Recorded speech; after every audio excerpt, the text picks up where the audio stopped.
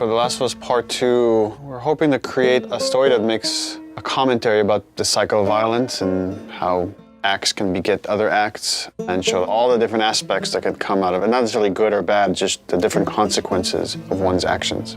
I'm gonna find, and I'm gonna kill every last one of them.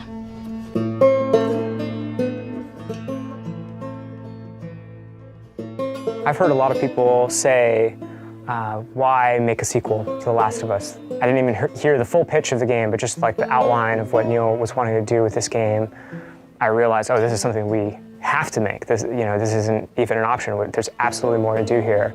There's always the fear that, when you made something great and you're going to go back to it, you're going to mess it up. You're going to mess what made it so special.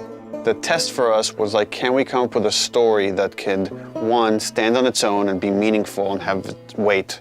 The same kind of feeling we had when we came up on the story for the first one.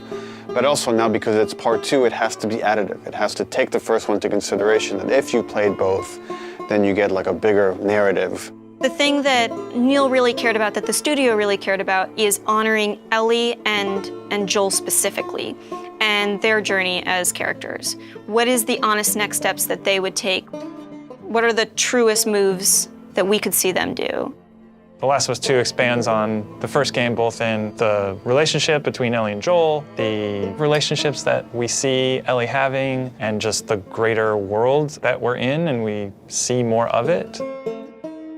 It's a genre story about this infection that turns people into these crazy monster-like humanoids. The core of it is about these really intimate, intense relationships.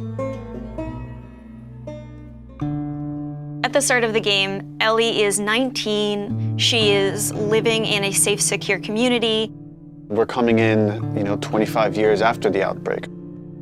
And you, as Ellie, live in Jackson, which is this kind of somewhat tranquil town in this really messed up reality. She has real community now. She has people who love and care for her, willing to sacrifice for her. Joel is also very settled down. He's now part of a town. He's no longer a smuggler. Actually, the town relies on this guy that is a very capable killer, and that's something these towns in this world need. Dina, where are you? And then Jackson and Ellie are shaken by a violent event. It really changes Ellie's day-to-day life, and now just living is no longer enough. Like, there's these people that have wronged her, and she wants retribution. And you as a player are going to want retribution for what these people have done. And then you go off on this journey that leads you to Seattle, where now you're like stuck in the city that has these warring factions, and they're both fighting over the spoils of Seattle, and you're stuck there in the middle looking for this very specific group that has wronged you. And that's the concept of the story. And then it takes you on all sorts of twists and turns in Naughty Dog fashion.